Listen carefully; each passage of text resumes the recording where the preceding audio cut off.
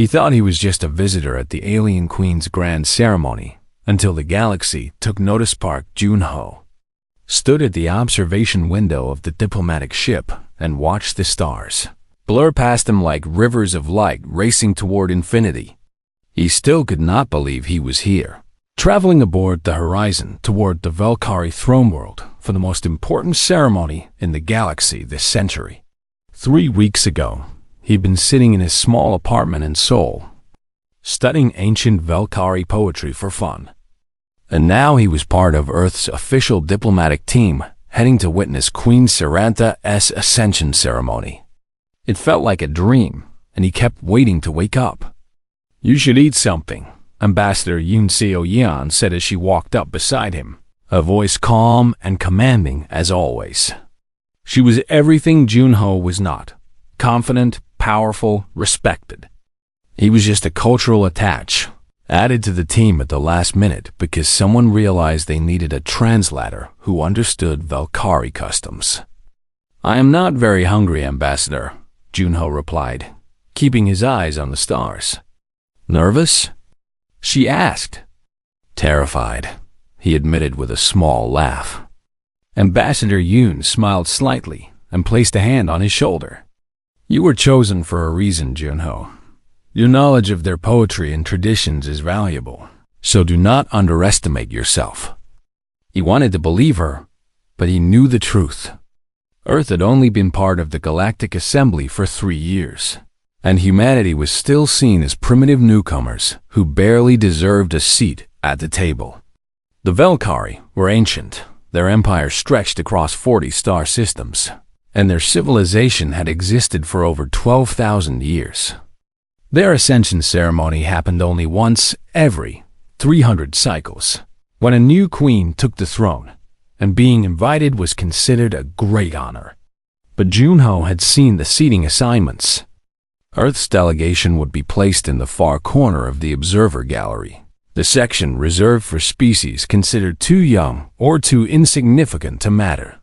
They were guests, yes, but guests nobody expected to remember. When the horizon finally arrived at the Valkyrie throne world, Junho felt his breath catch in his throat. The planet was massive, covered in spiraling towers and hive structures that rose toward the sky like monuments to an ancient god. Ships from hundreds of species filled the space around it, each one more advanced and impressive than humanity's humble vessel. "Stay close and speak only when spoken to," Ambassador Yoon instructed as they prepared to disembark.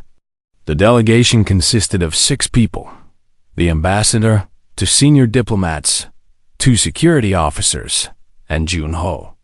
He was the youngest and least experienced, and he felt the weight of that truth with every step he took. The Valkyrie who greeted them at the landing platform barely looked at them. They were tall insectoid beings with iridescent carapaces that shimmered in shades of purple and gold.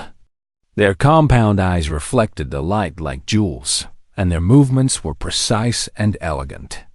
"Humans," one of the Valkyrie officials said, the word carrying a hint of dismissal that made Junho's stomach tighten. "You will be escorted to your designated section. The ceremony begins in 6 hours. No welcome speech. No formal greeting, no acknowledgement of the journey they had made across the stars. Just cold efficiency and thinly veiled contempt." As they walked through the great hive cathedral where the ceremony would take place, Junho marveled at its beauty. The walls were carved from a crystalline substance that sang when light passed through it, creating an endless symphony of soft tones. Thousands of delegates from across the galaxy were already gathering, each species occupying their assigned sections based on their importance. The humans were led to the very back behind species Junho had never even heard of. "At least we have a good view," one of the security officers muttered sarcastically. Junho did not respond. He was too busy watching everything around him, absorbing every detail. He noticed the royal family arriving on a raised platform at the center of the cathedral. Queen Sarantha was magnificent, her carapace adorned with golden markings that indicated her supreme status. Beside her stood her daughters, each one poised and regal. But something caught Junho's attention. The youngest daughter, Princess Kethra, did not look excited or proud like her sisters. Her movements were stiff, her posture tense, and her compound eyes kept darting toward specific guards positioned around the chamber. Junho frowned and leaned forward slightly. He had spent years studying Valkyrie body language and communication patterns, and something about the princess felt wrong. Then he heard it, a soft rhythmic clicking that most species would dismiss as meaningless noise. But Junho recognized it immediately. It was an ancient form of Valkyrie poetry, a style that had not been used in centuries, meant to convey hidden messages during times of danger. Princess Kethra was reciting it under her breath, her clicks barely audible above the ambient noise of the cathedral. Junho listened carefully, his heart pounding as he translated the words in his mind. Shadows wear the faces of kin. The blade hides beneath the blessing. The child sees what the elders deny. Who will hear the song of warning? His blood ran cold. The princess was sending a distress signal, hidden within poetry that almost no one in the galaxy would recognize. She was warning that something terrible was about to happen. That traitors walked among the royal guards. That danger lurked beneath the celebration. And somehow, against all odds, Junho had heard her. He looked around frantically, searching for someone to tell, someone who would believe him. But who would listen to a human, the lowest and most insignificant species in the room? His eyes returned to Princess Kethra, and for just a moment, her gaze swept across the crowd. She looked lost, desperate, alone. She had sent her warning into the void, expecting no one to answer. Junho made a decision in that moment, one that would change everything. He would not look away. He could not look away. Someone had to hear her, and somehow, impossibly, that someone was him. He thought he was just a visitor at the Alien Queen's grand ceremony, until the galaxy took. Noticed as Junho's mind raced as he watched Princess Kethra continue her silent, desperate poem. He had to do something, but what could a human cultural attach possibly do in a situation like this? He was nobody, a translator who had been added to the delegation as an afterthought. But the princess's words echoed in his mind, and he could not ignore them. He turned to Ambassador Yoon and leaned close to whisper urgently, "Ambassador, I need to speak with you. It is important." She looked at him with mild annoyance. Her attention focused on the ceremony preparations happening at the center of the cathedral. "Not now, Junho. We can't afford to draw attention to ourselves." "But Ambassador, I think something is wrong," he insisted, keeping his voice low.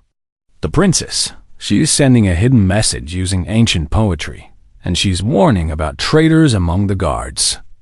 Ambassador Yoon's expression shifted from annoyance to concern, but then she shook her head. "That is impossible. You must have misunderstood." "I did not misunderstand," Junho said firmly. "I have studied Valkyrie poetry for years, and I know what I heard. She is afraid, and she is trying to warn someone." The ambassador studied his face for a long moment, then sighed. "Even if you are right, we cannot act on this. We are guests here, the lowest-ranked guests in this entire cathedral. If we cause a scene based on a misinterpretation of some ancient poem, we will destroy any chance humanity has of being taken seriously in the Galactic Assembly." "But what if I am right?" Junho pressed. "What if something terrible happens and we did nothing to stop it?" Ambassador Yoon's jaw tightened, and he could see the conflict in her eyes. "I am sorry, Junho. I cannot take that risk, not based on this." She turned away, and Junho felt his heart sink. He understood her position. Humanity's reputation in the galaxy was fragile, and one wrong move could set them back decades. But he could not simply stand by and watch. He looked around the cathedral, searching for another option. A Valkyrie guard stood nearby, tall and imposing in ceremonial armor. Junho approached him carefully, bowing his head in the traditional gesture of respect. "Honored Guardian, I must speak with you about an urgent matter." The guard's compound eyes flickered toward him briefly, then looked away. "Humans do not speak to the Royal Guard. Return to your section." "Please, I believe there may be danger to the royal family," Junho continued. "The Princess Kethra. She is sending a warning using the old poetry forms." The guard made a sound that Junho recognized as contempt. "A human who claims to understand our sacred poetry. How amusing. Your species has existed for barely a moment in cosmic time, and you presume to interpret our ancient traditions? Return to your section before I have you removed from the ceremony." Junho stepped back, his face burning with frustration and shame. No one would listen. No one believed that a human could understand something so complex, so ancient. He was dismissed before he even had a chance to explain. As he returned to his seat, his eyes scanned the cathedral more carefully. Now that he knew what to look for, he noticed details that others might miss.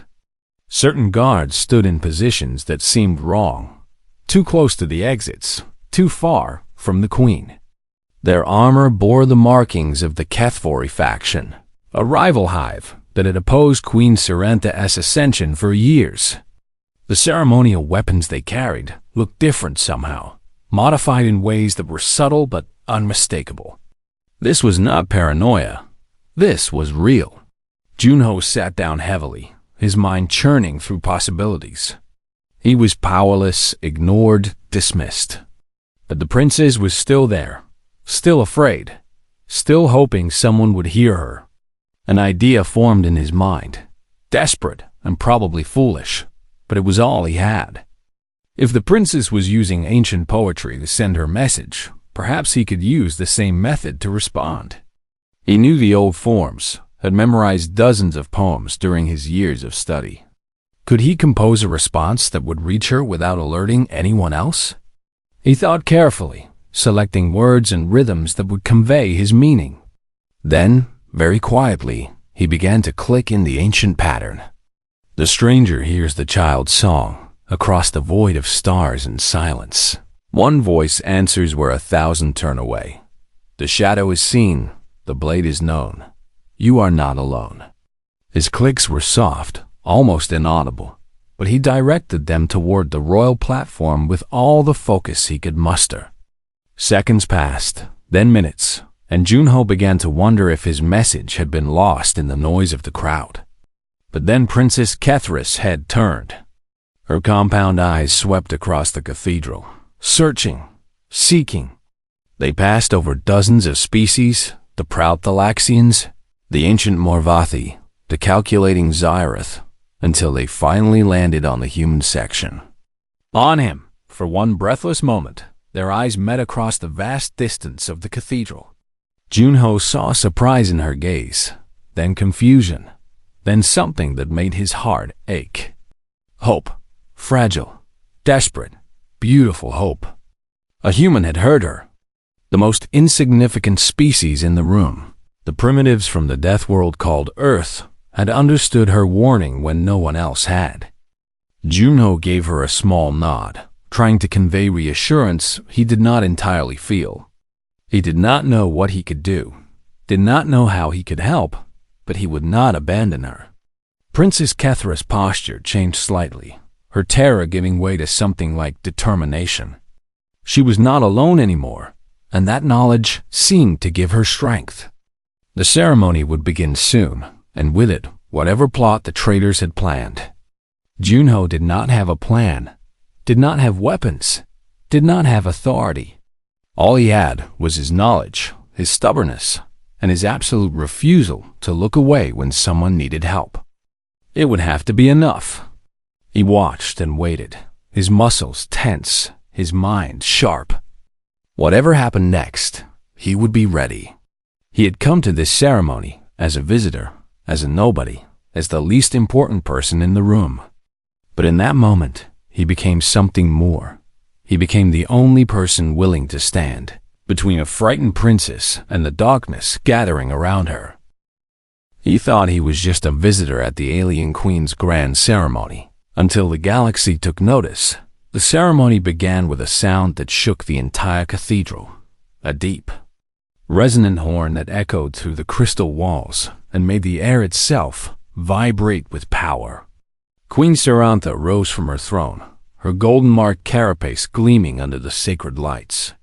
Thousands of delegates from across the galaxy watched in silence as she began the ancient ritual of ascension, her movements precise and graceful. Junho watched too, but his eyes kept drifting to Princess Kethra and to the guards he had identified as potential traitors. They were moving.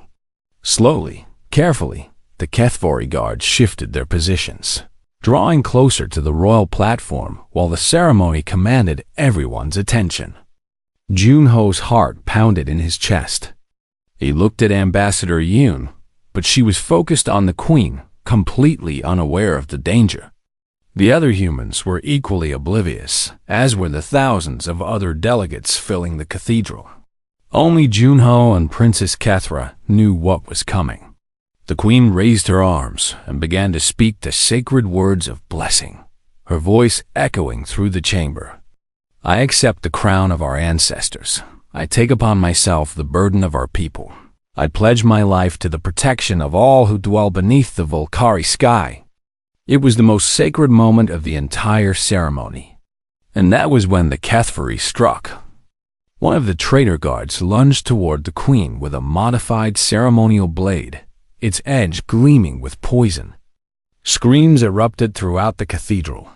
More traitors revealed themselves, attacking the loyal guards and creating chaos on the royal platform. Queen Sarantha stumbled backward as her protectors fell around her. And in the madness, two of the assassins broke away from the main attack and headed straight for Princess Kethra. The child, too. One of them shouted in Velkari. No witnesses from the bloodline. Junho moved before he could think. His body launched forward, pushing through the panicked crowd, shoving aside delegates who were too shocked to react. He heard Ambassador Yoon scream his name behind him, but he did not stop. The princess was running, trying to escape, but the assassins were faster. One of them grabbed her arm and yanked her backward, raising his blade. Junho's hand closed around a ceremonial staff that had fallen from a fleeing priest's grasp. It was heavy, ornate, never meant for combat, but it was all he had. He swung with everything he had, catching the first assassin across the face. The Volcari warrior staggered, more surprised than hurt, and turned to face this unexpected threat. A human? The assassin hissed, his compound eyes narrowing. You dare interfere? Junho did not waste time with words. He struck again, aiming for joints and weak points that his studies had taught him about Velcari anatomy. He was smaller, slower, weaker than his opponent, but he had trained in Taekwondo since childhood, and he knew how to fight against larger enemies. The assassin blocked his strikes and countered with terrifying speed. A blade slashed across Junho's arm, and pain exploded through his body. But he did not stop. The second assassin still had Princess Kethra, dragging her toward a side passage. Junho kicked the first assassin's leg, sending him stumbling, and raced after the princess. Let her go, he shouted in Velcari, his pronunciation rough but understandable. The assassin turned, startled that a human could speak their language. That moment of surprise was all Junho needed. He threw the ceremonial staff like a spear, striking the assassin's weapon hand. The blade clattered to the ground, and Princess Kethra twisted free. Run to your mother, Junho yelled at her. She hesitated for just a second, her eyes wide with shock and gratitude, then sprinted toward the main platform where loyal guards were finally rallying. The assassin recovered and faced Junho with murder in his eyes. Foolish creature, you will die for this. He drew a second blade and lunged. Junho tried to dodge, but he was too slow. The blade meant for Princess Kethra found him instead, plunging into his side. Pain unlike anything he had ever known exploded through his body. He fell to his knees, gasping, his vision blurring. The assassin raised his blade for a killing blow, but it never came. Royal guards swarmed the attacker, taking him down with brutal efficiency. Junho collapsed onto the cold stone floor, blood pooling beneath him. He could hear chaos all around him, fighting, screaming, the sounds of the coup being crushed as the loyal forces regained control. But everything seemed distant now, fading. A face appeared above him, Princess Kethra, her compound eyes glistening with what he recognized as Valkyrie tears. "Human, why?" she asked, her voice trembling. "Why would you do this for me?" Junho tried to smile, though he was not sure if his face obeyed. "You were scared," he whispered. "I could not just watch." Across the galaxy, broadcast drones had captured everything. Every species, every world, every being with access to the galactic network watched as a human, a primitive, insignificant human, threw himself between an alien princess and death. They watched him fight warriors twice his size with nothing but a stolen staff and desperate courage. They watched him take a blade meant for a child he had never met, from a species that had dismissed his kind as worthless. And they could not understand why. Humans had nothing to gain from this. No political advantage, no strategic benefit, no logical reason. Yet this one human had acted anyway, without hesitation, without calculation. He had simply seen someone in danger and refused to look away. Queen Sarantha herself knelt beside Junho as medical teams rushed forward. She looked at this small, fragile creature who had done what her own guards had failed to do. "Save him," she commanded, her voice carrying the weight of absolute authority. "I do not care what it takes, save this human." Junho's eyes fluttered closed, the pain finally overwhelming him. He did not know if he would survive. But as darkness claimed him, he heard Princess Kethra's voice, soft and fierce. "You are not alone either, human. I will not let you fall." He thought he was just a visitor at the alien queen's grand ceremony, until the galaxy took notice Junho drifted in and out of consciousness for 3 days. He caught fragments of the world around him, strange lights, alien voices, the soft hum of medical equipment he did not recognize. Sometimes he thought he heard Princess Kethra speaking to him in her clicking language, telling him to hold on, begging him to survive. Other times, he heard Ambassador Yoon arguing with Valkyrie doctors about human anatomy and biology. The blade had pierced his lung and nicked an artery, injuries that would have been simple to treat for a Valkyrie, but proved complicated for human physiology. Earth's doctors sent instructions across the vast distance of space, guiding the alien medical team through procedures they had never attempted. It was a desperate effort, a race against time, and for a while, no one knew if Junho would survive. But humans were stubborn creatures from a harsh world, and Junho was no exception. On the 4th day, he opened his eyes and found Princess Kethra sitting beside his bed. She had not left his side since the attack. The nurses had told her to rest, but she had refused. "You are awake," she exclaimed, her compound eyes brightening. "I am alive," Junho managed to say, his voice weak and rough. "That is surprising."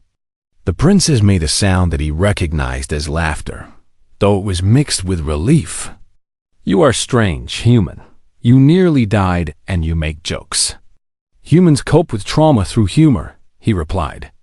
"It is either laugh or cry, and laughing hurts less." Princess Kethra tilted her head, studying him with open curiosity. "I have been watching recordings of your species since you saved me, trying to understand. Did you find answers?" Junho asked. "Only more questions," she admitted. "Your kind is so young, so fragile, so limited in so many ways. Yet you did what no other species in that cathedral would have done. You did not hesitate, did not calculate, did not weigh the consequences. You simply acted. Junho considered her words carefully. Where I come from, we have a saying. The right thing and the easy thing are rarely the same. I could not watch you die and do nothing. It would have broken something inside me that I do not think I could fix. The princess was silent for a long moment. My mother wishes to speak with you, she finally said. When you are strong enough, she will come. The queen wants to speak with me? Junho asked, unable to hide his surprise. You saved her daughter. She has many things to say. 2 days later, Queen Saranta entered the medical chamber. She was even more magnificent up close, her golden markings seeming to glow with inner light. Junho tried to sit up, to show proper respect, but she gestured for him to remain still. Do not injure yourself further, human. You have suffered enough on behalf of my family. She settled into a chair beside his bed, her compound eyes studying him with an intensity that made him feel exposed. I have ruled for many cycles, she began. I have seen countless species come and go, have witnessed empires rise and fall. I believed I understood the nature of beings, that all creatures act from self-interest, that loyalty must be earned through time and treaty. But you shattered everything I thought I knew. Junho remained quiet, unsure how to respond. Why did you do it? The queen asked. My guards failed me, my allies stood frozen. Species who have served the Valkyrie for millennia did nothing. But a human, a member of the youngest and least powerful species in the assembly, threw himself into danger without hesitation. Why? Junho thought about the question carefully. Your Majesty, I am not a hero. I am just a translator who studied your poetry because I found it beautiful.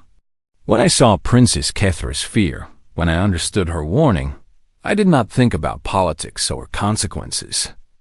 I only thought that she was a child in danger, and I could not stand by and watch. But what did you hope to gain? The queen pressed. Junho met her eyes directly. Nothing. I gained nothing, and I expected nothing. Humans do not require reward to help others. We help because it is right, because we cannot bear to see suffering when we have the power to stop it. It is simply who we are. The queen was silent for a long time. When she finally spoke, her voice was soft, almost wondering. In 12,000 years of Valkyrie history, we have never encountered a species quite like yours. You are weak, short-lived, technologically primitive, yet you possess something that the oldest and most powerful civilizations lack. You care without condition. You protect without expectation. It is terrifying and beautiful in equal measure. She rose from her chair and made a formal gesture that Junho recognized from his studies, a bow of deep respect, given only to those considered true equals. The Valkyrie do not forget our debts, Park Junho of Earth. You have given my daughter her life. I intend to repay that gift 1,000-fold. Word of what had happened spread across the galaxy like wildfire. Every species watched the footage of the small human fighting impossible odds, taking a blade meant for a princess he had never met. And they all asked the same question. Why? Some species found the answer frightening. Humans were unpredictable, acting on emotion rather than logic, impossible to anticipate or control. But others saw something different. They saw hope. If humans could show such loyalty to strangers, what might they offer to friends? If humans could fight so fiercely for someone they did not know, how would they fight for those they loved? Ambassadors from species that had ignored humanity for years suddenly requested meetings. Messages of congratulation and curiosity flooded Earth's diplomatic channels. And Queen Saranta announced something unprecedented, a formal alliance between the Valkyrie Empire and the human race. The first such alliance offered to any species in over 3,000 years. The galaxy would never see humans the same way again. He thought he was just a visitor at the Alien Queen's grand ceremony, until the galaxy took notice 1 month after the assassination attempt. Junho stood in the Great Hive Cathedral once again. This time, he was not hidden in the back with the insignificant species. He stood at the very center, on the royal platform itself, with every eye in the galaxy watching. His wounds had healed, though a scar remained on his side, a permanent reminder of the day everything changed. He wore a formal suit provided by the Valkyrie, woven from fabric that shimmered like starlight, and he felt completely out of place. "You look terrified," Princess Kethra whispered beside him. "I am terrified," Junho admitted. "There are billions of beings watching right now. I would rather fight another assassin." The princess made her laughing sound.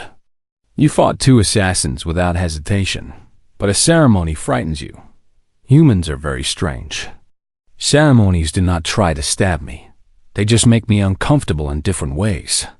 Queen Sarantha approached the speaking platform, and silence fell across the cathedral. She looked magnificent, her golden markings gleaming under the sacred lights. "Today we gather not for mourning, but for celebration," she announced, her voice carrying to every corner of the vast chamber. "1 month ago, darkness threatened to consume the Valkyrie throne.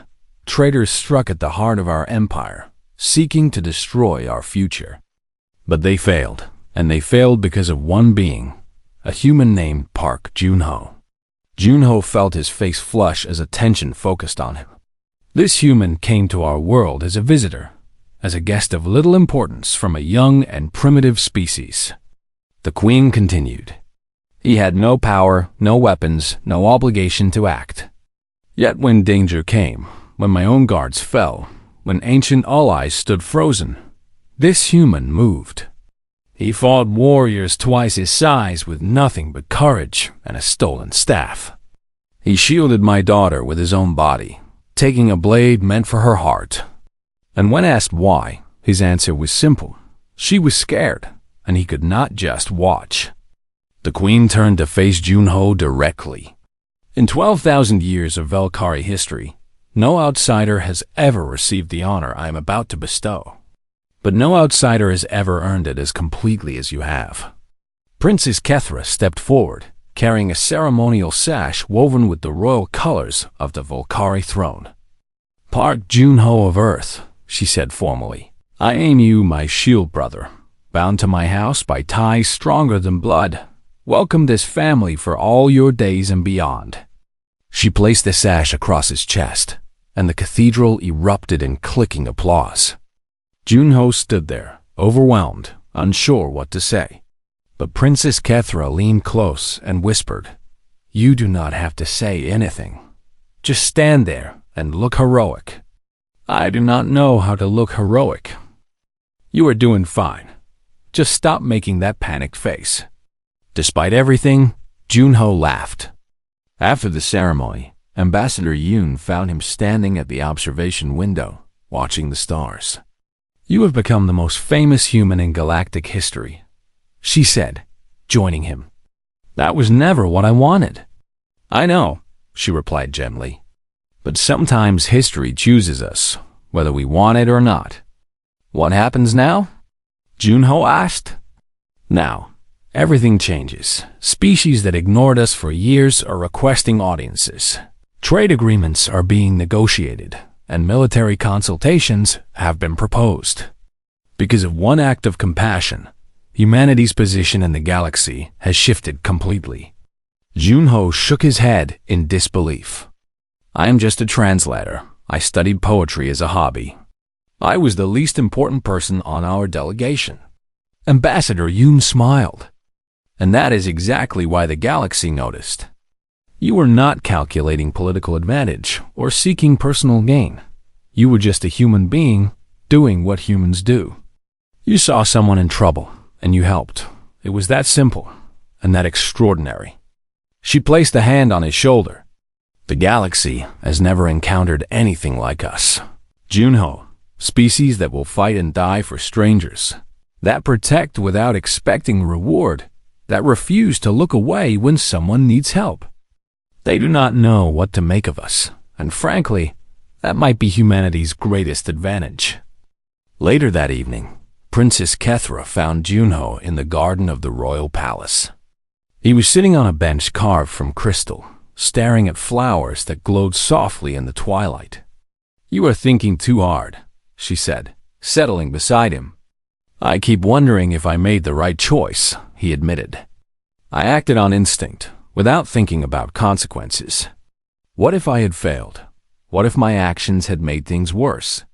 The princess considered his words. "You could not have known the outcome," she finally said.